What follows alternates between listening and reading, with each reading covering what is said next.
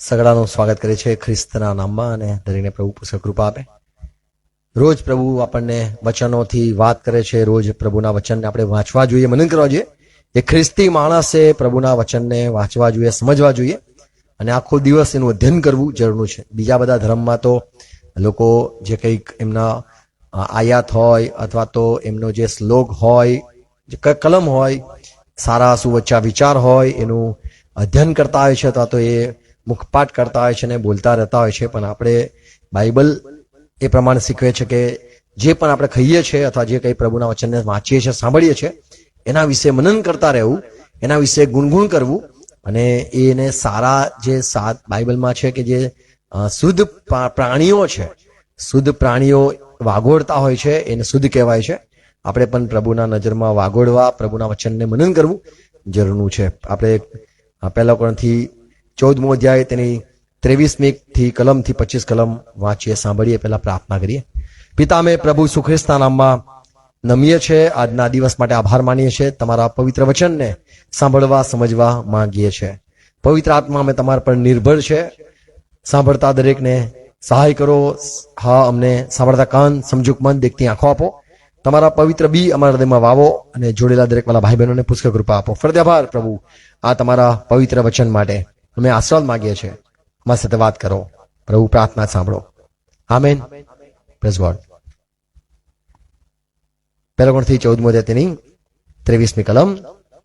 એ માટે જો આખી મંડળી પાઉલ કે છે, આખી મંડળી જ્યારે એકઠી થઈ હોય, એકઠી મળેલી હોય અને સઘળા અન્ય ભાષાઓમાં બોલે, અને માની લો કે બધા જ અન્ય ભાષામાં બોલતા હોય, અને જો કેટલાક અભણો અને વિચારો કે ચલો કોઈક અભણ તમારા મંડળીમાં આવે કે અવિશ્વાસીઓ અંદર કે જે આવે, વિશ્વાસ નથી કરતો આ બધા ચમત્કારો, આ બધા કામ, આ બધા કૃપાદાનોમાં, તો તમે ઘેલા છો એમ તેઓ નહીં કહે? શું જે લોકો આવ્યા એ લોકો એવું નહીં વિચારે કે તમે ગાંડા છો? તમારા સામે જોયા કરશે કે આ બધા લોકો શું બોલબોલ કરે છે. એ લોકો જોયા કરશે કે આ કેવા પ્રકારના લોકો છે. આપણે કઈ મંડળીમાં આવી ગયા, આપણે કઈ મિટિંગમાં આવી ગયા. અહીંયા તો બધા અલગ અલગ ભાષા બોલે છે. અહીંયા તો બધા લોકો જાત જાતનું કાર્ય કરે છે. બધા જ અન્ય ભાષા સમજણ નથી પડતી એવી ભાષા બોલે છે. તો આવનારા બે પ્રકારના લોકો વિશે લખેલું છે. એક અવિશ્વાસી અને બીજા લોકો છે કે જે લોકો અભણ છે, અજ્ઞાન છે, એટલે જેને બાઇબલ નથી ખબર તે, અને જે લોકો વિશ્વાસ નથી કરતા પ્રભુ ઈસુના વચન પર તેઓ. હા, વાંચો.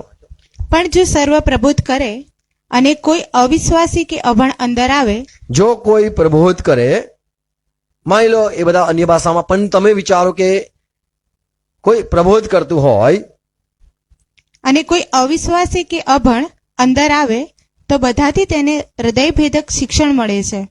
બધાથી તેની પરીક્ષા થાય છે અને તેના હૃદયની ગુપ્ત વાતો પ્રગટ થાય છે. અને એ પ્રમાણે ઊંધો પડીને તે દેવનું ભજન કરશે અને ખરેખર તમારામાં દેવ છે એવું કબૂલ કરશે. Amen, amen. પ્રભુ તેના વચનો મારફત આપણી સાથે વાત કરે. અહીંયા જે મંડળી હતી પ્રથમની, પાઉલની મંડળી, પાઉલના લોકો, પાઉલે એમને સુવાર્તા આપેલી, પાઉલે એ લોકોને તૈયાર કરેલા અને બધા કૃપાદાનોથી ભરપૂર એવું ચર્ચ હતું. અને ચર્ચના લોકો અન્ય ભાષા બોલતા હતા. અને પાઉલ કહે છે કે હું તમને સમજાવું છું કે જો બધા જ અન્ય ભાષા બોલે છે, મના નહીં કરવી જોઈએ. અન્ય ભાષા બોલતા હોય અને તમારી મીટિંગમાં, તમારી સંગતમાં, તમારી મંડળીમાં જે લોકો બહારના છે, વિશ્વાસી નથી, અવિશ્વાસી છે, બહારના લોકો જે અભણ છે, બાઇબલનું નોલેજ નથી, એમને બાઇબલ અભણ કહે છે. આ વિષય અલગ છે, અભણ કોને કહેવાય છે. પણ એમાં અભણ એ લોકોને કહેવાય છે બાઇબલના મત પ્રમાણે કે જે લોકોને બાઇબલનું નોલેજ ના હોય એમને પાઉલ અભણ માને છે. જે શાસ્ત્રી હોય, બાઇબલનો ખા હોય, ભલે દુનિયાનું ક્રિકેટનું સીન આવડતો હોય, પણ બાઇબલનો જાણકાર હોય એને વિદ્વાન કહેવાય છે, એને ફરસી કહેવાય છે. પણ બાઇબલનું નોલેજ જેને ના હોય, ભલે એને દુનિયાદારીનું બધું નોલેજ હોય, તો એ બાઇબલના મતે પ્રભુના નજરમાં એ અભણ કહેવાય છે. તો એ પાઉલ કહે છે અભણ આવે એટલે બાઇબલ નથી જાણતો, કે ભવિષ્યવાણીમાં આવી થઈ હતી યશાયામાં એ નથી જાણતો, અને પ્રભુ ઈસુ ખ્રિસ્તે પોતે કીધેલું કે જે વિશ્વાસ કરે છે તેઓ અન્ય ભાષા બોલશે, તો જે વિશ્વાસી નથી એવા લોકોને ખબર જ નથી કે અન્ય ભાષા શું છે. જે અભણ છે, બાઇબલ નથી જાણતા, તેમને બી નથી ખબર કે યશાયાએ ભવિષ્યવાણી કરેલી કે હું બોબડા હોઠો વડે લોકો સાથે વાત કરીશ. એ અવિશ્વાસી માણસ, અભણ માણસ જો તમારી મંડળીમાં આવે તો તમને ગાંડા કહેશે. પણ જો બધા પ્રબોધ કરતા હોય અને કોઈ એક પણ પ્રબોધ કરતો હોય અને મંડળીમાં કોઈક પ્રબોધ કરતું હોય ને એવા લોકો આવે જે અવિશ્વાસી છે, જેને બાઇબલનો બી નથી ખબર અને જેને વિશ્વાસ નથી કરતો અને જે અભણ છે, બાઇબલનું કશું ખબર નથી, એવો માણસ જો તમારી મંડળીમાં આવશે અને પ્રબોધ જો તમે કરતા હશો તો એ ઊંધો પડીને દેવનું ભજન કરશે. તો અહીંયા એ તુલના કરે છે પાઉલ કે તમારી મંડળીમાં કોઈ પણ સામેલ થતા પહેલા એ વિચાર કરશે.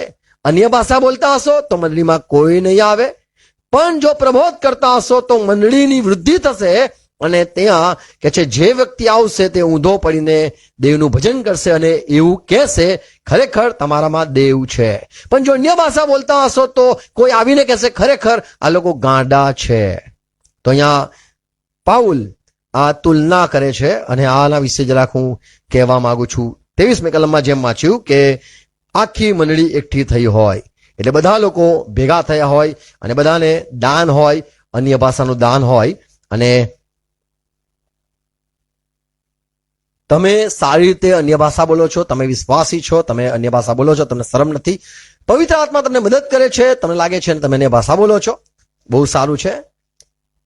પણ જે બહારનો વ્યક્તિ છે એની પ્રગતિ, ઉન્નતિ નથી થતી અને એને મંડળીમાં આવવું છે પણ તમને ઘેલા માને છે, ગાંડા માને છે, મૂર્ખ માને છે, અણસમજુ માને છે.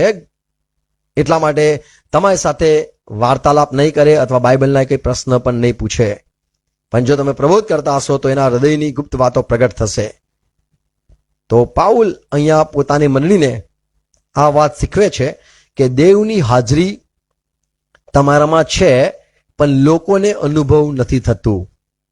તમને અનુભવ થાય છે કે દેવ મારા મારફતે અન્ય ભાષા બોલાવે છે, તમને અનુભવ થાય છે કે દેવ મારા મારફતે પ્રબોધ કરાવે છે, પણ બેસેલા આવનાર સાંભળનારાને કોઈ અસર થતી નથી. અને પાઉલ આ બાબતને જુએ છે મંડળીમાં અને એ એમ કહે છે કે મંડળીની વૃદ્ધિ થવી જોઈએ અને આ ત્યારે થશે મંડળીની વૃદ્ધિ. અમારો અનુભવ છે કે તમારામાં દેવ છે એવું ઊંધો પડીને માણસ ભજન કરવો જોઈએ, એવી અસર એને થવી જોઈએ કે ખરેખર આ જીવતા દેવની મંડળી છે. અને એને પોતે ખાતરી થશે કે હું ખોટો છું, આ ચર્ચ સાચું છે, કે ખરેખર આમાં ઈશ્વરનો વાસ છે.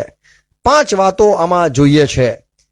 પવિત્ર આત્માથી જે મંડળી ચાલે છે, લોકો આવનારા જે છે એ આત્મિક નથી. લોકો જે આવે છે તેઓ દૈહિક છે, તેઓ નજરથી ચાલે છે, દ્રશ્યમાન રીતે ચાલે છે. 1 શમુએલ 10મો અધ્યાય જો વાંચે 9-10 કલમ, સાઉલ રાજા, એ પહેલા રાજા નતો પણ એ ઘેટા પાળક નતો, એ ગધેડા પાળક હતો. એની પાસે ગધેડા હતા અને ગધેડાને સાચવતો હતો. એના બાપ કીસના ગધેડાના બાપનું નામ હતું કીસ અને એના ગધેડા એ સાઉલ સાચવતો હતો. અને એનું ગધેડું ખોવાઈ જાય છે ત્યારે સમુએલ પ્રબોધક પાસે આવે છે અને કહે છે મને મારા ગધેડા કઈ હશે, તમે મને કહો. અને આ સમુએલ એને બતાવે છે જગા અને એ મંડળીમાં જોડાઈ જાય છે. અને આગળ જતા સમુએલની મંડળીમાં જોતા હતા, સમુએલના સંગતમાં આવતા 9મી કલમ લખેલી છે, 1 સમુએલ 10મો અધ્યાય 9મી કલમ. અને એમ થયું કે સમુએલ પાસેથી જવાને તેણે પીઠ ફેરવી. સમુએલ પાસેથી સાઉલ ગયો, જેવું પીઠ ફેરવી ઊંધો થયો કે તરત જ દેવે તેનું બીજું એને હૃદય હૃદય બદલી નાખ્યું. અને તે જ દિવસે તે સર્વ ચિહ્નો પૂરા થયા. અને બધા ચિહ્નો પૂરા થયા. જ્યારે તેઓ પર્વત પાસે આવ્યા, ત્યારે જુઓ પ્રબોધકોની મંડળી તેને મળી. તો અહીંયા ગિબ્બામાં પર્વત પર બધા લોકો ભેગા થયા હતા. ત્યાં સાઉલ પણ ખુશ થઈ ગયો અને નવું હૃદય મળ્યું અને એ પણ જુએ છે અહીંયા મંડળી. અને આ મંડળીમાં લોકો શું કરતા હતા તો કે જે પ્રબોધ કરતા હતા. 10મી કલમ. ત્યારે જુઓ પ્રબોધકોની મંડળી તેને મળી અને દેવનો આત્મા પરાક્રમ સહિત તેના પર આવ્યો ને તે તેઓની મધ્યે પ્રબોધ કરવા લાગ્યો. તે પણ પ્રબોધ કરવા લાગ્યો, એને પણ અસર થઈ ગઈ. 11મી કલમ.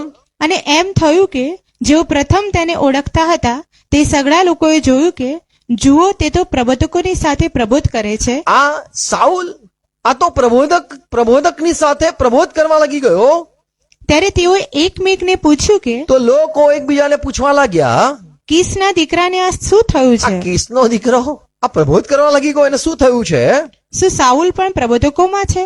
શું સાઉલ બી પ્રબોધકમાં ગણાય છે? તો અને અહીંયા જોઈએ છે કે લોકો અને પ્રબોધ કરતા જોઈને એને પ્રબોધક માને છે. પ્રભુની હાજરી માણસને બદલવી જોઈએ અને બીજા બધા લોકો સાઉલને જોઈને પ્રબોધક માને છે. યોહાન સુવાર્તા 7મો અધ્યાય તેની 47 જો 46 ઉપરની કલમ વાંચીએ 44 થી 44મી કલમથી, અહીંયા પ્રભુ ઈસુ ખ્રિસ્ત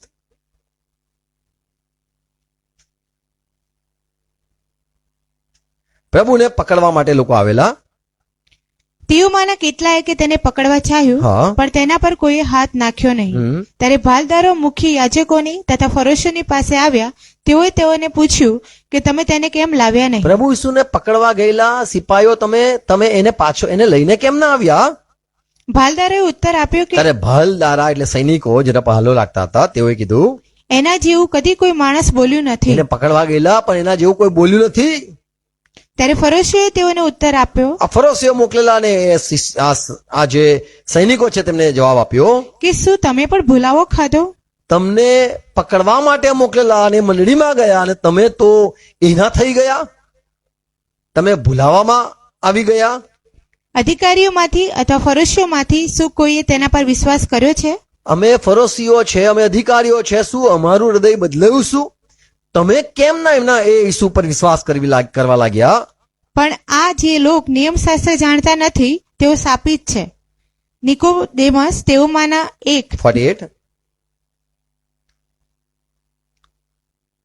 અધિકારીઓમાંથી અથવા ફરોશીઓમાંથી શું કોઈએ તેના પર વિશ્વાસ કર્યો છે? તો અહીંયા પ્રભુ ઈસુને પકડવા ગયા હતા પણ એમના હૃદયો બદલાઈ ગયા.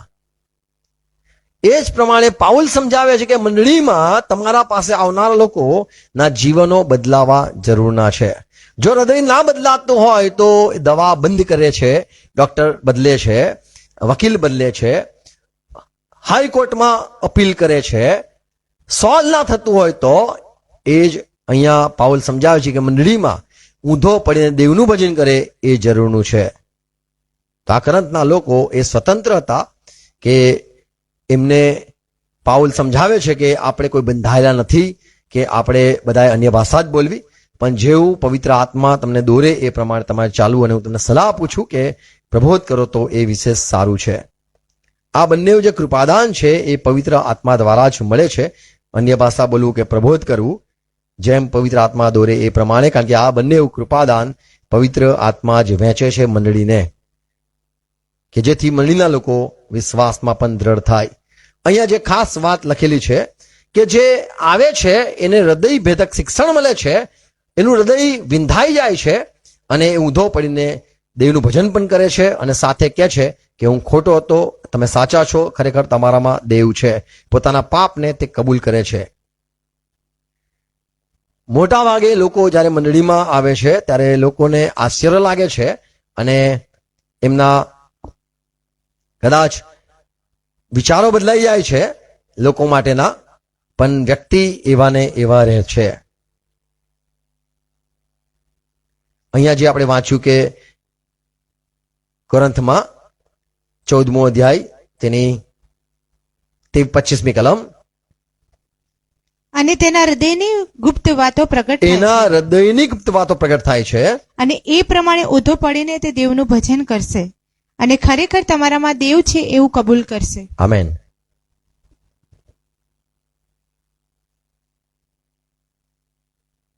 એના હૃદયની વાતો પ્રગટ થશે અને ઊંધો પડીને દેવનું ભજન કરશે.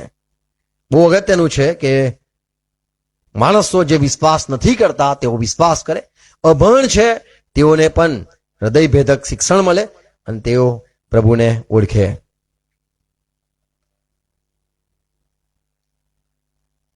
અહીંયા જે આપણે શીખીએ છીએ કે ઊંધો પડીને દેવનું ભજન કરશે અને કહેશે કે ખરેખર તમારામાં દેવ છે, હું દેવમાં વિશ્વાસ કરું છું અને હું માનું છું કે દેવને હૃદયની વાતો ખબર પડે છે. આજે બી લોકો પરચા કરે છે લોકોના હૃદયના વાતો, નામો, અને કદાચ કહીએ કે તમારા બેંકના નંબર, એકાઉન્ટ નંબર, આધાર કાર્ડ નંબર, જાતના તમારા નોટના નંબર, આ બધું કહીને લોકો ઇમ્પ્રેસ કરવા માંગે છે. ને એ જ ના કારણે લોકો એ બધી સંગતિઓમાં જતા હોય છે કે માણસોને કેવી રીતે અમે આશ્ચર્યચકિત કરીએ અને એમને જીતી લઈએ. તો પાઉલ અહીંયા આશ્ચર્ય પમાડવા માટે નહીં, પણ દેવનું ભજન કરે, દેવને માને, ઓળખે, એ વાત સમજાવે છે કે તમારા ઝુંડને, તમારા જે મંડળી છે એને કોઈ ગાંડું ના કહે, પણ તમારી મંડળીને લોકો તમારામાં મંડળીમાં દેવ છે એવું તેઓ કબૂલ કરે. અને એમ કે મને હવે કોઈ બીજા ચિહ્નની જરૂર નથી અને હું સમજી ગયો કે અહીંયા શું છે.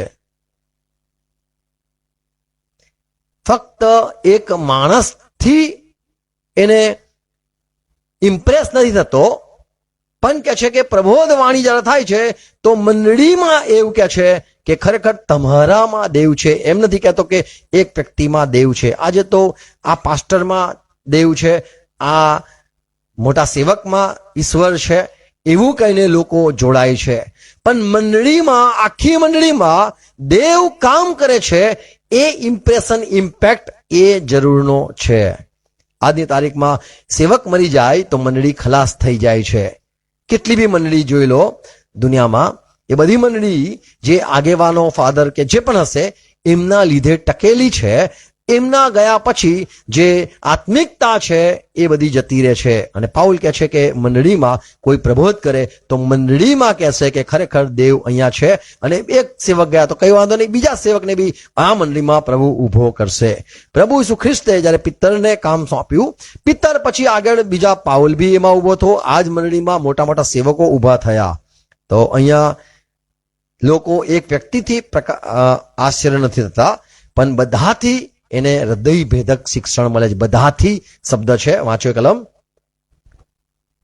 કઈ કલમ છે? 24મી કલમ. જો સર્વ પ્રબોધ કરે, જો સર્વ પ્રબોધ કરે અને કોઈ અવિશ્વાસી કે અભણ અંદર આવે તો બધાથી તેને હૃદય ભેદક શિક્ષણ મળે છે, બધાથી તેની પરીક્ષા થાય છે, અને તેના હૃદયની ગુપ્ત વાતો પ્રગટ થાય છે. અને એ પ્રમાણે ઊંધો હવે અહીંયા શબ્દ છે ઊંધો પડીને દેવનું ભજન કરશે. શા માટે ઊંધો પડશે? કારણ કે એને એક્સપોઝ કરવામાં આવે છે, એને ખુલ્લો કરવામાં આવે છે, અને એ નથી ચાહતો કે હવે હું વધારે મારી બદનામી અથવા તો વધારે હું મારા ગુપ્ત પાપો અને વધારે મને કશું સાંભળ્યું નથી. બસ હું સમજી ગયો, હું માની ગયો કે ખરેખર ઈશ્વર અહીંયા કામ કરે છે. એને બીક લાગશે, ઊંધો પડીને દેવનું ભજન કરશે કે પ્રભુ મારું વધારે ઇન્સલ્ટ નહીં થાય, એવા આ લોકો છે. અને આ લોકો સેવકો જે છે, જે પ્રબોધ કરે છે, એ લોકો મને ખુલ્લો નથી કરતા. અને હું જાણી ગયો કે બધાને મારી બધી વાત ઈશ્વર કરી શકે છે, પણ હું અહીંયા ઊંધો પડીને આભાર માનું છું કે પ્રભુ આવા સારા લોકો છે કે જે લોકો પ્રબોધ કરે છે, પણ મારા અમુક હદે જ વાત કરે છે. પ્રભુ ઈસુ ખ્રિસ્તે એક સમૃદ્ધની સ્ત્રી સાથે જ્યારે વાત કરી તો એને એના પાપ વાત નહીં કરી. એને સ્ત્રીને કીધું, જ્યારે કુવા પાસે બેસેલા, સમૃદ્ધની વાત આપણને ખબર છે, કુવા પાસે, અને સવારનો સમય હતો. ઘણા લોકો બપોરની વાત કરે છે, પણ અભ્યાસ કરનારા જે છે સમજે છે કે સવારના ભોજન લેવા ગયેલા શિષ્યો, અને એ સમયમાં પ્રભુ ઈસુ ખ્રિસ્ત એ સ્ત્રી સાથે વાત કરે છે અને સ્ત્રીને કહે છે જા તારા વરને તેડી લાવ. યોહાનની સુવાર્તા 4થા અધ્યાયમાં વાત છે, આપણને ખબર છે. અને ત્યારે પ્રભુ જ્યારે કહે છે કે તારા સ્ત્રીને, તારા પતિને લઈને આવ, ત્યારે કહે છે કે મારે પતિ નથી. ત્યારે પ્રભુ એને ત્યારે કહે છે કે હા, તે સાચે કહ્યું, તને 5 વર હતા અને હવે તારી સાથે રહે છે, તારો પતિ નથી. અને તે સાચું કીધું. અને તરત જ આ સ્ત્રી સમજી જાય છે ને કહે છે તું પ્રબોધક છે એવું લાગે છે. અને પ્રભુ એનું વધારે ઉઘાડી રીતે અપમાન નથી કરતા. જ્યારે આ કૃપાદાન હોય છે પ્રબોધનું, એના સાથે સમજણ આ હોય છે કે માણસ એ ફક્ત દેવને જાણે અને દેવને આગળ ઊંધો પડીને દેવનું ભજન કરે, નહીં કે એના બધા પાપોને જાહેર કરવામાં આવે અને એને શર્મિંદગી અથવા તો કહીએ કે એને શરમ આવે એવું કામ બતાવવામાં આવે, જણાવવામાં આવે ને એ માણસ કે હવે હું બીજી વાર કદી પગ નહીં મૂકું મંડળીમાં. એવું નથી થતું. પણ આ જે મંડળી છે એમાં સમજાવવામાં આવે છે, બધા પ્રબોધ કરતા હોય તો એ એમ કે એક ભાઈ આયા છે, એક બેન આયા છે, એક છોકરો છે, એક બાળક છે, આ અને આ છે, એવી રીતે જયારે વાત કરવામાં આવે છે તો એને સમજાય છે કે મારી સાથે વાત થઈ રહી છે. જયારે હું વચન બી આપતો હોઉં છું ત્યારે બી ઘણા કહેતા હોય છે આ મને કીધેલું તમે, તો એવું મનમાં સમજાય છે. તો અહીંયા કે છે અને એમ ઊંધો પડીને દેવનું ભજન કરશે કે મારું અહીંયા અપમાન નથી થતું અને બધા મંડળીના લોકો એ જે વાત કરે છે એ મારા માટે જ છે અને જ્યારે ઊંધો પડીને કે છે દેવનું ભજન કરશે. એક અવિશ્વાસી આવે જે ચિહ્ન માટે આવે છે એને ચિહ્ન પણ મળે છે અને જે બાઇબલ નથી જાણતો એ બાઇબલ પર વિશ્વાસ બી કરવા લાગે છે અને બધાથી એને હૃદયભેદક શિક્ષણ મળે છે, બધાથી તેની પરીક્ષા પણ થાય છે. 25મી કલમ જે વાંચી કે એના હૃદયની ગુપ્ત વાતો પ્રગટ થાય છે. પવિત્ર આત્મા જ્યારે કોઈના માટે પ્રબોધ કરાવે છે તો એની મજાક કરવા માટે નહીં, એને હેરાન કરવા અથવા તો એની મસ્કરી કરવા માટે નહીં, અથવા તો એના ચરિત્રને બદનામ કરવા માટે નહીં, કે મનુષ્યની વાવા થાય એ માટે નહીં, કે માણસને ખબર હોય ને ઈશ્વરને બી બધું જ ખબર છે અને એ રીતે પ્રભુ કદી પણ કામ નથી કરતો. પણ મનુષ્યને વિશ્વાસ અપાવવા માટે પવિત્ર આત્મા પ્રબોધ કરાવે છે જેથી માણસ એ પ્રભુ પર, ઈશ્વર પર ભરોસો કરે અને આગળ એના જીવન માટે શું છે એ પ્રભુના મનને પણ જાણી શકે. માણસના મનની જ્યારે વાતો જાહેર થાય છે ત્યારે માણસને સમજાય છે કે પવિત્ર આત્મા જો માણસના વિચાર શોધી શકે છે તો દેવના વિચાર પણ પવિત્ર આત્મા શોધીને જણાઈ શકે છે. પવિત્ર આત્મા એ પોતાને પ્રસન્ન કરાવવા માટે નથી કરતો કે મારી વખાણ થાય, પણ એ એટલા માટે કે મનુષ્ય વિશ્વાસ કરીને તે તારણ પામે એ પ્રભુની ઈચ્છા હોય છે. અને એકને દ્વારા પ્રભુ બીજા બધાને પણ વિશ્વાસમાં લાવવા માંગે છે. હોલી સ્પિરિટ વેલકમ્સ, દરેકનું સ્વાગત કરે છે પવિત્ર આત્મા, કે મંડળીમાં નવો આવતો વ્યક્તિને પવિત્ર આત્મા જોતો હોય છે અને એનું સ્વાગત થાય, એનું અપમાન થાય એ માટે નહીં, પણ એ પણ કન્વિન્સ થાય, એ પણ ખાતરીમાં આવે એ સમજણ પવિત્ર આત્માને છે અને માણસ દેવને ઓળખે અને મંડળીને દોષિત ન ઠરાવે અથવા મંડળી ઘેલી છે, ગાંડી છે એવું ન કે, અભિમાની છે એવું ન કે, પણ એ ખરેખર પ્રભુની હાજરીનો અનુભવ કરે અને દેવનું ભજન થાય. દેવનું ભજન થાય એ જ ચિહ્ન છે કે ખરેખર આ મંડળી દેવની છે, કે જ્યાં માણસને આરાધના કરવું કહેવું નથી પડતું, ફરજ નથી આવતી, પણ માણસ પોતે જ આરાધના કરવા લાગે છે. અને આજની તારીખમાં કદાચ લોકો જોઈને ન્યાય કરે છે. જેમ અવિશ્વાસી આવે છે તો જુએ છે કે બધા અન્ય ભાષા બોલે છે. અન્ય લોકો જ્યારે અવિશ્વાસી મંડળીમાં આવે છે, જે મંડળીનો નથી, ખ્રિસ્તી નથી, એ જ્યારે મંડળીને જુએ છે, પ્રબોધ કરતા જુએ છે, તો કદાચ એ દૈહિક રીતે જુએ છે. આજની તારીખમાં આપણે પણ મનુષ્ય જે કદાચ સમજતા નથી તેઓ પણ આજે લોકોનો ન્યાય કરે છે. ઘેલા છે, જેવું અહીંયા પાઉલ કહે છે કે તમને જોઈને કોઈ કહેશે ઘેલા, કોઈ તમને જોઈને કહેશે કે પવિત્ર આત્માથી ભરપૂર, કોઈ તમને જોઈને કહેશે દેવ તમારામાં છે. હવે આપણામાં દેવ છે કે નહીં એની લોકો ન્યાય કરે છે, એનો લોકો ન્યાય કરે છે. જેમ આપણે વાંચ્યું, સાઉલ રાજા એ જ્યારે પવિત્ર આત્મા એના પર આવે છે, એ પ્રબોધનો આત્મા એને પ્રબોધ કરવા લાગે છે, ત્યારે લોકો એવું કે છે આ પણ એક પ્રબોધક છે, જોઈને કે છે આ પ્રબોધક છે. આજે પણ કોઈ અન્ય ભાષા બોલે તો કહે છે કે આ પવિત્ર આત્મા પામેલા માણસ છે, પણ અન્ય ભાષાને બોલતા ના સાંભળો તો એમ લાગે કે એ પવિત્ર આત્માનો અન્ય ભાષા કૃપાદાન નથી પામ્યા. જ્યાં સુધી તમારી પાસે વાજિંત્ર મૂકવામાં ન આવે ત્યાં સુધી ખબર નથી પડતી કે એને વગાડતા આવડે છે કે નહીં. માઇક આપવામાં ના આવે ત્યાં સુધી એ ગાય છે કે નહીં એ ખબર નથી પડતી. તેમ જ્યારે પ્રબોધ થાય ત્યારે ખબર પડે છે પ્રબોધક છે. અન્ય ભાષા બોલે છે ત્યારે ખબર પડે છે આ તો અન્ય ભાષા પણ બોલે છે. પ્રભુએ કીધું લુકની સુવાર્તા 17મો અધ્યાય 20મી કલમ. ફરીસીઓએ પૂછ્યું કે પ્રભુ દેવનું રાજ્ય ક્યારે આવશે? તો પ્રભુએ કીધું 20મી કલમ. ફરીસીઓએ તેને પૂછ્યું કે હા. દેવનું રાજ્ય ક્યારે આવશે? ત્યારે તેણે તેઓને ઉત્તર આપ્યો કે દેવનું રાજ્ય દ્રશ્ય રીતે નથી આવતું. તો પ્રભુ ઈસુ ખ્રિસ્ત શું કઈ સસ્તા વાત કરી? તમને શું લાગે છે આકાશમાંથી દેવનું રાજ્ય ઉતરશે એવું? દૂતો આવશે એવું? દેવનું રાજ્ય દ્રશ્યમાન રીતે નથી આવતું. પ્રભુએ જ્યારે ભૂતો આંગળીથી કાઢતા હતા, અધિકારથી કાઢતા હતા, તો એ સામાન્ય વાત સમજાય છે કે દેવનું અધિકાર, દેવનું રાજ્ય આ પ્રભુ ઈસુના મારફતે કેટલો બધો પ્રચાર થાય છે. સીધું દેખાય છે કે આ ઈસુ જે છે એક અહીં તહીં ફરે છે, અહીં તહીં જાય છે, લોકોને સાજા કરે છે, મુર્દા ઉઠાડે છે, આંધળા દેખતા કરે છે. આ તો દેવનું કાર્ય, દેવનું રાજ્ય આમાંથી દેખાય તો છે કે દેવ આ માધ્યમનો ઉપયોગ કરીને મોટા મોટા કામ કરે છે. તો આ ફરીસીઓ એમ વિચારતા હતા કે દેવનું રાજ્ય જોવા માંગે છે, ક્યારે આવશે? તો પ્રભુ કીધું કે દેવનું રાજ્ય દ્રશ્યમાન રીતે નથી આવતું. આજની તારીખમાં પણ લોકો નજરોથી ન્યાય કરે છે કે ગેલા છે, નજરોથી કે છે કે આ પવિત્રતામાંથી ભરપૂર છે, દેવ આનામાં છે. યશાયા 11મો અધ્યાય 3જી કલમ. જૂના કરારમાં પ્રભુ ઈસુ માટે લખવામાં આવેલું કે ઈસુ જે છે તેના પર જ્યારે દેવના 7 આત્મા ઉતરશે ત્યારે તે ન્યાય કરશે. કેવી રીતે? તે યહોવાના ભયમાં હરખાશે અથવા યહોવાના ભયમાં ચાલશે. 3જી કલમ. યશાયા 11:3. તે યહોવાના ભયમાં હરખાશે, પ્રભુના ભયમાં ખુશ થશે. અને પોતાની આંખે જોયા પ્રમાણે અને પ્રભુ ઈસુ પોતાની આંખેથી જોઈને તે ઇન્સાફ કરશે નહીં, ઇન્સાફ નહીં કરે. ને પોતાના કાને સાંભળ્યા પ્રમાણે તે નિર્ણય કરશે નહીં. સાંભળવાથી લાગે છે કે અન્ય ભાષા બોલે છે, સાંભળવાથી લાગે છે પ્રબોધ કરે છે, અને કોઈ કે આ પ્રબોધક છે. કેવી રીતે? મેં સાંભળ્યું પ્રબોધ કરતા. આ અન્ય ભાષા બોલે છે, સાંભળ્યું. અન્ય ભાષા બોલતા મેં તમને સાંભળ્યા છે એટલે મને લાગે છે.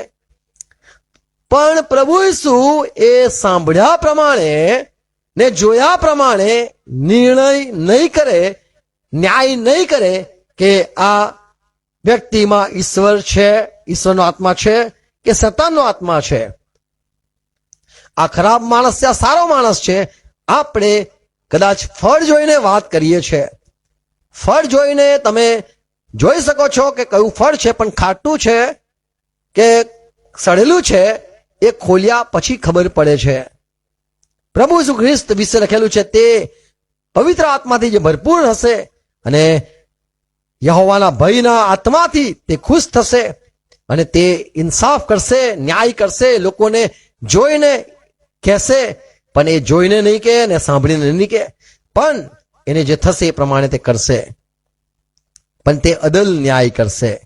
આજે જે આપણે ન્યાયાધીશના જે પૂતળું જોઈએ છે, સ્ત્રી હોય છે, એના હાથમાં કાટલું હોય છે, અને એ કાટલો પર પણ એ જે સ્ત્રી હોય છે પૂતળું, એના આંખો પર આપણે જોઈએ છે શું બાંધેલું હોય છે? લાલ રિબન કે કાળી રિબન. તો કાળી રિબન આંખ પર હોય છે. તો આંખો પ્રમાણે એ ઇન્સાફ નથી થતો, પણ તુલના કરીને ઇન્સાફ થાય છે. પ્રભુ ઈસુ પણ આંખે જોયા પ્રમાણે ઇન્સાફ નતા કરતા. યોહાન સુવાર્તા 8મો અધ્યાય 15મી કલમમાં પ્રભુએ શીખવ્યું કે તમે લોકો, સામાન્ય લોકો, તમે જોઈને ન્યાય કરો છો અને હું એવી રીતે ન્યાય નથી કરતો. 15મી કલમ. તમે દેહ પ્રમાણે ન્યાય ઠરાવો છો, તમે દેહ પ્રમાણે ન્યાય ઠરાવો છો, હું કોઈનો ન્યાય ઠરાવતો નથી. હું એવી રીતે કોઈનો ન્યાય નથી કરતો. દેખીતી રીતે અથવા તો દેહ પ્રમાણે. બાઇબલ વાંચતા લોકોને જોઈને આપણને લાગે બહુ પ્રભુમાં છે, બાઇબલની કલમો બોલતા લાગે બહુ પ્રભુમાં છે. દેહ પ્રમાણે દ્રશ્યમાન રીતે આપણને ન્યાય કરી રહીએ છે. 7મો અધ્યાય યોહાન સુવાર્તા 7મો અધ્યાય 24મી કલમ. પ્રભુ શીખવ્યું તમે દેખાવ પ્રમાણે ન્યાય ન ઠરાવો, તમે શિષ્યો દેખાવ પ્રમાણે ન્યાય ના કરતા, પણ યથાર્થ ન્યાય પણ ઠરાવો. યથાર્થ ન્યાય કરો. અને ન્યાય ચૂકવવું તો દેવનું કામ છે. પવિત્ર આત્મા આવ્યા વગર તમારો દરેક ન્યાય એ ખોટો હશે. તમારું જજમેન્ટ, તમારો વિચાર, તમારો નિર્ણય, કોઈના માટેની ગ્રંથિ એ હંમેશા ખોટી જ પડશે જ્યાં સુધી પવિત્ર આત્મા તમને નહીં કહે. તો આપણે કદાચ ગરીબને, કોઈ માણસને જોઈએ ફાટેલી જીન્સ પહેલી હોય તો આપણે કહા બિચારો બહુ ગરીબ છે, પણ ફાટેલી જીન્સ સૌથી મોંઘી આવે છે. અને આ એક કલર એની જરા એસિડ વોશ હોય, બેઝ વોશ હોય, ખબર નહીં કયા કયા પ્રકારના વોશ હોય તો લાગે આ તો લાગે છે કલર ઉડી ગયો લાગે છે, પણ એ જ તો મોંઘી પેન્ટ આવે છે. કદાચ લાંબા વાળ જો લાગે એના પર પૈસા નહીં હોય કાપવા માટે, બિચારા એને પૈસા નહીં હોય. આપણે દેખાવ પ્રમાણે જ ન્યાય કરીએ છીએ. પાઉલ કહે છે કે મને ખબર છે મંડળીમાં કોઈ આવશે તો દેખાવ પર જ જશે, ભલે તમે અન્ય ભાષા બોલતા હશો તો બી એમ જ કહેશે ગાંડા છે. પાઉલે જયારે લોકોને જોયા પ્રયત્ન કરતી તેનો 19મો અધ્યાય ત્યાં 1 થી 7 કલમ જો વાંચો તો પાઉલ રાહ જોતો હતો કે અપોલોસ આવે, અને હું એ રાહ જોતો હતો એફેસસમાં. ત્યાં ઉભો રહેલો. વાંચીએ 1 કલમ. જ્યારે અપોલોસ કરિન્થમાં હતો એ તો કરંથમાં હતો. ત્યારે પાઉલ ઉપલા પ્રદેશમાં ફરીને એ આમ તેમ ફરતો હતો. પાઉલ એફેસસ આવ્યો એફેસસ આવ્યા અને ત્યાં કેટલાક શિષ્યો તેને મળ્યા. એને અમુક લોકો મળ્યા, શાલોમ કર્યું તો કે આ તો આપણા લોકો છે. પછી તેણે તેઓને પૂછ્યું કે અને પાઉલે પૂછ્યું, ભાઈઓ તમે વિશ્વાસ કર્યો ત્યારે તમે તમે પવિત્ર આત્મા પામ્યા? હવે અહીંયા આ લોકો અન્ય ભાષા બોલતા નથી જોતા કે પ્રબોધ કરતા નથી જોતા, પણ સાધારણ રીતે મનુષ્યને જોઈને પાઉલ કહે છે તમે બી વિશ્વાસી છો, તમે બી માનો છો, તમે બી સારા લોકો છો, તમે પવિત્ર આત્મા પામ્યા? તો આ શિષ્યો કહે છે કે અમે પવિત્ર આત્મા મળે છે, અમે સાંભળ્યું પણ નથી કે પવિત્ર આત્મા પમાય. ત્યારે 3 કલમમાં પાઉલ કહે છે ત્યારે તેણે પૂછ્યું કે તમે કોનું બાપ્તિસ્મા પામ્યા? તો તમે બાપ્તિસ્મા કોના દ્વારા લીધું? તેઓએ તેને કહ્યું કે યોહાન બાપ્તિસ્મા. યોહાને એમને બાપ્તિસ્મા આપ્યું. હવે જૂના તમે જો વાંચો પ્રયત્ન કરતે પહેલો દે 5મી માફ કરો માર્કની સુવાર્તા પહેલો દે 5મી કલમમાં યોહાન કેવી રીતે બાપ્તિસ્મા આપતો હતો? યોહાન કહેતો હતો જે પાપ કરેલા છે, જે લોકો પાપી છે તેમને પોતાના પાપ કબૂલ કરવાના અને બાપ્તિસ્મા લેવાનું. તો યોહાન લોકોના પાપમાંથી પસ્તાવો કરનારાઓને બાપ્તિસ્મા આપતો હતો. એટલે પાઉલે પૂછ્યું તમે કોનું બાપ્તિસ્મા પામ્યા? તો કહે છે કે યોહાન. તો યોહાને તો એમ કીધું પાપી છો, પાપ કબૂલ કરો, બાપ્તિસ્મા લો, પાપ કબૂલ કરો, પશ્ચાતાપ કરો, બાપ્તિસ્મા લો, પાપ કબૂલ કરો, પશ્ચાતાપ કરો, બાપ્તિસ્મા લો. આ યોહાન વાળું તમે લીધું. 4 કલમ. ત્યારે પાઉલે કહ્યું કે હા. યોહાને પશ્ચાતાપ યોહાન બાપ્તિસ્મા એ તો પશ્ચાતાપનું બાપ્તિસ્મા આપ્યું. અને લોકોને કહ્યું અને કે ખબર છે લોકોને એવું પણ કહેતો હતો યોહાન બાપ્તિસ્ત મારી પાછળ જે આવે છે મારી પાછળ જે આવે છે તેના પર એટલે પ્રભુ ઈસુ પર તમારે વિશ્વાસ કરો. યોહાને ફક્ત બાપ્તિસ્મા આપ્યું પણ એના સાથે સાથે એ પણ સંદેશો આપતો હતો કે પ્રભુ શું આવે છે એના પર વિશ્વાસ કરજો. તો શિષ્યો, યોહાનના શિષ્યો, તમને યોહાનની બીજી વાત કેમ ના સાંભળી? ઈસુ પર બી વિશ્વાસ કરવાનો છે. 5મી કલમ. એ સાંભળીને તેઓએ પ્રભુ ઈસુને નામે આ બાપ્તિસ્મા નમ્ર લોકો હતા, જે 12 જેવા લોકો હતા જેઓએ પ્રભુ ઈસુ પર ના નામ પર વિશ્વાસ કર્યો, તારનાર છે, અને તેઓએ પણ બાપ્તિસ્મા લીધું. 6મી કલમ. જ્યારે પાઉલે તેઓના પર હાથ મૂક્યા અને જ્યારે પાઉલે તેઓ પર હાથ મૂક્યા ત્યારે તેઓના પર પવિત્ર આત્મા આવ્યો તેઓ પર પવિત્ર આત્મા આવ્યો. અને તેઓ બીજી ભાષાઓ તથા પ્રબોધ કરવા તો લાગ્યા. અહીંયા તેઓ પ્રબોધ કરવા લાગ્યા, બીજી ભાષા પણ બોલવા લાગ્યા. 7મી કલમ. તેઓ બધા મળીને 12 પુરુષ તો હતા. 12 જેવા જુવાનો હતા જે પવિત્ર આત્મા પામ્યા. પવિત્ર આત્મા પામ્યા સવાલ કરે છે, એમ નથી કહેતો પાઉલ કે અન્ય ભાષા બોલો છો, પ્રબોધ કરો છો, ના, પણ તમે વિશ્વાસ નથી કર્યો હજુ સુધી પ્રભુ ઈસુ પર. જો વિશ્વાસ કર્યો હોય તો તમે પવિત્રમાં પામશો જ. ગલાતીનો પત્ર બહુ સરસ વાત, બસ અંતિમ વાત કરીને સમાપ્ત કરીશ. 3 અધ્યાય તેની 1 કલમમાં લખે છે ઓ ગલાતીના લોકો, મૂર્ખ લોકો, એવું લખેલું છે. ઓ અણસમજુ ગલાતી, અણસમજુ ગલાતીના લોકો, તમે અણસમજુ છો, સમજણમાં ધીરા છો, સમજણમાં કાચા છો, સમજણમાં એકદમ ધીરા છો. 2 કલમ. તમારી પાસેથી હું એટલું જ જાણવા ચાહું છું મને ખાલી આટલું જણાવો કે તમે નિયમની કરણીઓથી પવિત્ર આત્મા પામ્યા. તમે 10 આજ્ઞા પાડી, તમે દર રવિવારે ચર્ચમાં જતા હતા, તમે બાઇબલ વાંચતા હતા, તમે ઉપવાસ કરતા હતા, શું નિયમની સારી કરણીઓ કર્યા એટલા માટે તમે પવિત્ર આત્મા પામ્યા કે વિશ્વાસથી સુવાર્તા સાંભળી કે તેથી સુવાર્તા સાંભળી કે પ્રભુ ઈસુ તમારા પાપને માફ કરે છે અને પ્રભુ ઈસુ ખ્રિસ્તના દ્વારા પવિત્ર આત્મા પામો છો, વિશ્વાસથી પામ્યા. તો અહીંયા કે છે અણસમજુ ગલાતીઓ, ઇંગ્લિશમાં છે ફુલિશ ગલાતીઓ, તમે મને કહો પવિત્ર આત્મા તમે કેવી રીતે પામ્યા? શું તમે આજ્ઞા પાડીને પામ્યા કે વિશ્વાસથી પામ્યા? ત્રીજી કલમ, શું તમે એટલા બધા અણસમજુ છો? તમને કેમ સમજણ નથી પડતી? આત્મા વડે આરંભ કહીને શું હવે દેહ વડે સંપૂર્ણ થાઓ છો? તમે દૈહિક કેમ થઈ ગયા? આત્મિક હતા, દૈહિક કેમ થઈ ગયા? એટલે દ્રશ્યમાન રીતે કેમ ચાલવા લાગ્યા? આજે પણ આપણે દ્રશ્યમાન રીતે જ ન્યાય કરીએ છીએ, કઈ જોઈએ છે અને તરત નતીજા પર આવીએ છીએ, કઈ વાતને વિચારીએ છીએ અને આપણને લાગે છે મારો કક્કો સાચો, હું સાચો.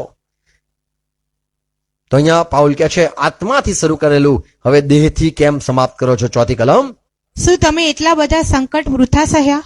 તમે જે પ્રભુ માટે દુઃખો સહન કર્યા એ આમ જ ફોકટ સહન કર્યા? જો કદાચ વૃથા હોય તો હા, વળી જે તમને પવિત્ર આત્મા આપે છે જે પવિત્ર આત્મા મોકલે છે, આપે છે, અને તમારામાં ચમત્કારો કરે તે છે, તમારામાં ચમત્કાર કરે છે, તમને નમાવે છે, ઘૂંટણે પડાવે છે, વિશ્વાસ કરાવે છે. તે શું નિયમની કરણીઓને એ લીધે કેમ તમારામાં કામ કરે છે એ પણ નજરોથી ચાલે છે. શું કરણીઓ કરી એટલા માટે તે ખુશ થઈને તમને પવિત્ર આત્મા આપે છે કે સુવાર્તા સાંભળીને કે સુવાર્તા સાંભળી એટલા માટે? વિશ્વાસ કરવાને લીધે કરે છે. તો વિશ્વાસ કરો છો એટલા માટે પવિત્ર આત્મા તમે પામો છો. 14મી કલમ, એ માટે કે ઇબ્રાહિમનો આશીર્વાદ ખ્રિસ્ત પ્રભુ ઈસુમાં વિદેશીઓને મળે. તો આ આશીર્વાદ છે, પવિત્ર આત્મા એ આશીર્વાદ છે, એ બદલો નથી કે તમે 10 આજ્ઞા પાડી અને બદલામાં પવિત્ર આત્મા લઈ જાઓ, અથવા તો તમે બાઇબલની બધી વાતને સારી રીતે માની, ઉપવાસ કર્યા, પ્રાર્થના કરી, બહુ બધું કષ્ટ કર્યું એટલે દેવ ખુશ થઈ ગયા અને તમને પવિત્ર આત્મા બદલામાં મળે છે. ના, પવિત્ર આત્મા એ આશીર્વાદ છે. અને ઇબ્રાહિમને પ્રભુએ વચન આપેલું, જા, તને તારા પર વિશ્વાસ કરનારા, તારી પાસે ચાલનારા બધા વિશ્વાસીઓને પવિત્ર આત્મા મળશે. 14મી કલમ ફરતી વાંચો. એ માટે કે ઇબ્રાહિમનો આશીર્વાદ હા, ખ્રિસ્ત પ્રભુ ઈસુમાં વિદેશીઓને મળે, વિદેશીને પણ મળે. અને આપણે પવિત્ર આત્મા વિશેનું વચન આપણે પવિત્રમાનું વચન કેવી રીતે પામીએ? વિશ્વાસથી પામીએ. વિશ્વાસથી પામીએ. જેમ ઇબ્રાહિમને કેમ આશીર્વાદ મળ્યો, એને કેમ બાળક મળ્યું? વિશ્વાસથી. શું એ દર સાબત પાડતો હતો? ના. શું એ કોઈ નિયમ પાડતો હતો, પાસ્કા પર્વ પાડતો હતો? ના.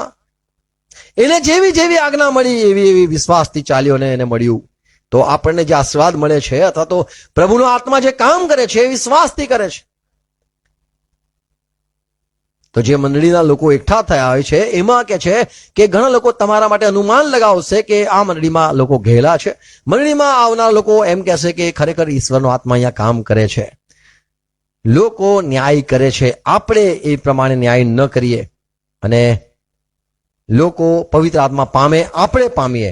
અને એ તો વચનનો આશીર્વાદ છે. વચન આપેલું છે કે હું તને પવિત્ર આત્મા આપીશ, હું તમારામાં શુદ્ધ હૃદય ઉત્પન્ન કરીશ, પાષાણવાળું હૃદય દૂર કરીને માંસનું હૃદય હું આપીશ, હું પવિત્ર આત્મા આપીશ.